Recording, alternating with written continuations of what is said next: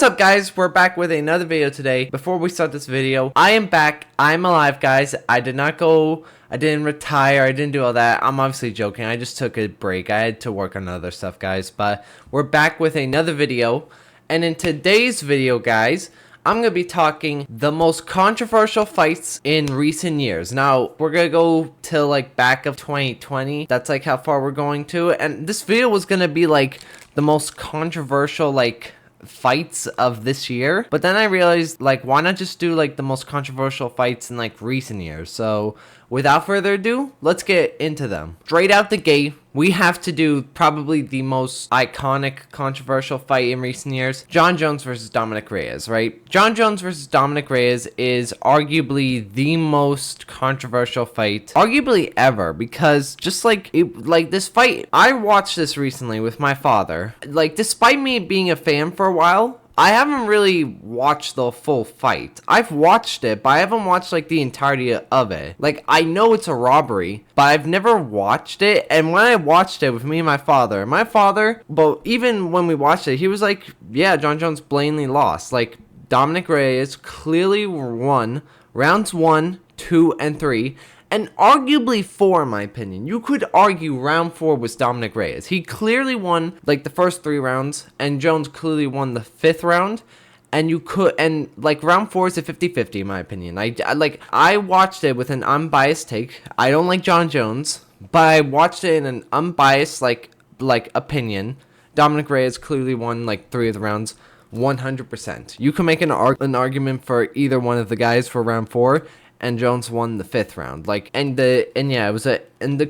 funniest part about it is, like, nowadays Dana White says that Reyes didn't win the fight, even though back then there's literally footage of him saying that Reyes won the fight. It's literally on the UFC channel. It's so clear Dana White and the UFC view Jon Jones now. Like, they don't like it. It's all like just the weird glazing, all the riding and all that stuff. Like, we all see through it, honestly. Now, this one's a recent one, guys. Jose Aldo versus Mario Bautista. This is a recent fight that happened. Like, this was like in October. So like, what, 3 months ago, I think it was? As I'm recording, it's like December. So yeah. But with this fight, the fight itself, technically, did Mario Bautista win by robbery? No. But here's the thing. Mario Bautista, the first round, he won. The second round, Jose won because he landed more damage. And in the third round, this is where the controversy begins, right? Mario Bautista, he clinches Aldo, controls him on the fence, but he does literally nothing. He doesn't try to do a takedowns, and he tries to do a takedown even though it's unsuccessful. And when Jose Aldo breaks out, he punches him, doing more damage in that round. He literally does more damage in the third round. And when Mario Bautista clinches him again, doing nothing for like a straight minute, the ref breaks them up. The crowd cheers, and then Mario Bautista immediately, once the ref lets go of him, goes for another, like, clinch. And the crowd just boos. And, like, me and my father were so, like, angry watching this. It was so frustrating. And I just knew watching it that they were going to give it to Mario Bautista, because, like, you just can't have the fan favorites win these fights, you know? And it's crazy because I'm literally looking, and when I was making this video, I'm looking at how UFC judges score fights. Damage trumps all. Like, I sound like the weasel saying that, but it is true. Damage is like the number one thing.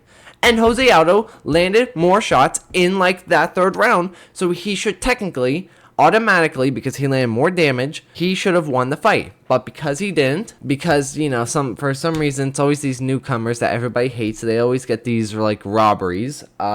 He got the win. You know, it's so frustrating. It's so frustrating, to be quite honest. Like, they did Jose Aldo so dirty, honestly. Even the commentators didn't agree with, like, the decision. Nobody agreed with it at all. It was it was the most disgraceful fight I've ever seen in a long time. Because, like, how do you win a fight by decision by just clinching, doing literally nothing throughout the whole fight, and you're gifted a win?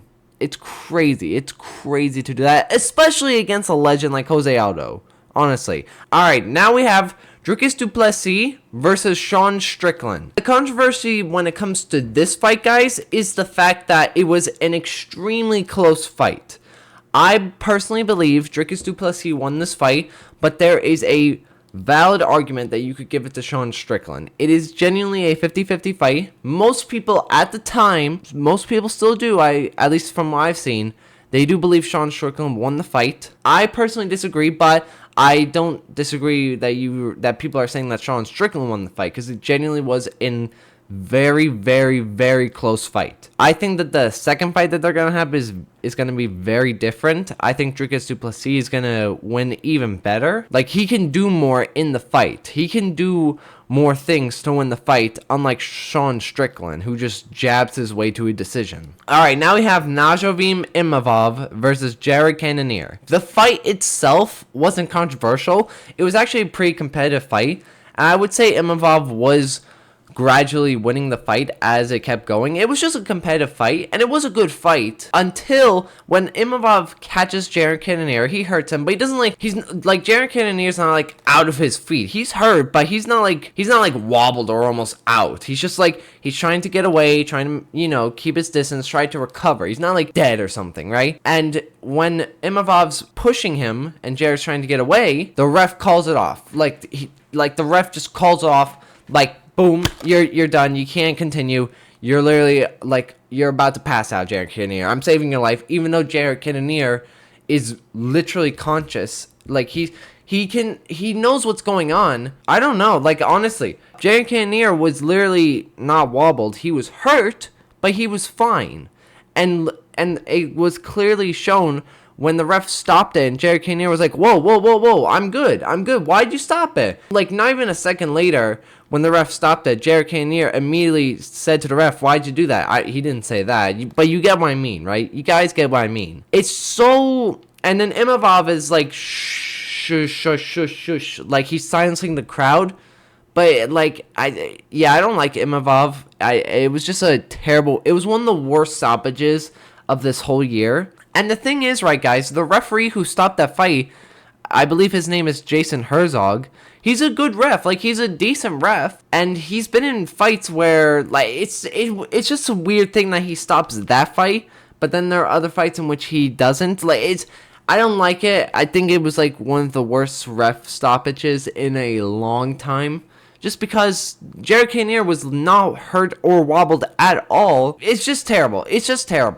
Alright, now we have Sean O'Malley versus Petr Yan. This is another close fight, similar to Dricus du Plessis and Sean Strickland. And most people do believe Petr Yan won this fight. And I do believe Petr Yan did beat Sean O'Malley. Sean O'Malley was good. He landed some good shots. But, most people, Sean's best round was the second round, where he wobbled Petr Yan, but even then Petr Yan wobbled Sean O'Malley. Round one was Petr Yan very clearly, because he landed takedowns and he was just doing better. Second round, I think Sean O'Malley won because he landed a big shot, and I just think he did enough to win the second round, but it was very close. And then the third round, I think Petr Yan won the round.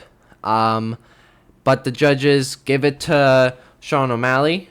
This is definitely one of those ones where I think that the judges would have given it to Sean O'Malley if it was a close fight regardless, because Sean O'Malley's a big star. If he gets a win over Petr Yan, he fights for the title. There's definitely some level of shadiness sometimes in the UFC where fights just coincidentally go to the guys that they want to win, or against prospects over the veterans like Mario Bautista, Najavim Imavov against Jared Cannonier. There's just or John Jones getting a win over Dominic Reyes. That's the one, there's a lot of strange coincidences where the UFC fighters that the UFC likes, they actually win over the guys who arguably won the fight. So, there's a level of shadiness when it comes to these fights, guys, and it's just, it's frustrating that's been happening a lot recently. Paddy Pimblett versus Jared Gordon.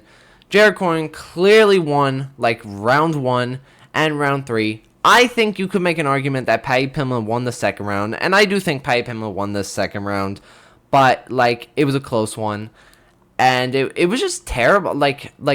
Paddy Pimblett was like, yeah, I've won. He was cheering like, oh my god, I won the fight, yeah. I don't know why I made that noise, guys, I'm sorry, but yeah, it was like, and then he keeps saying that he won the fight, and then he gets the win.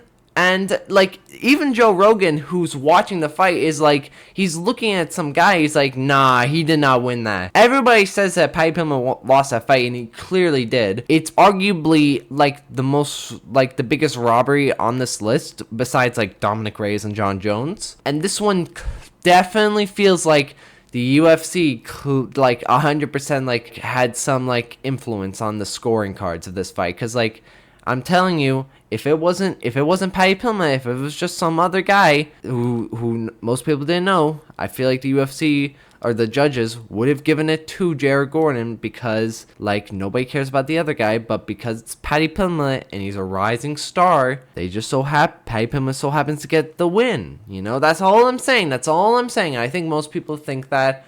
Like, I'm not getting to conspiracy level stuff, but it is something noteworthy to, like, point out, right? But guys, that is me covering the most controversial fights in recent years by the UFC. So hope you guys enjoyed this video. Leave a like and subscribe, and I will see you on the next video.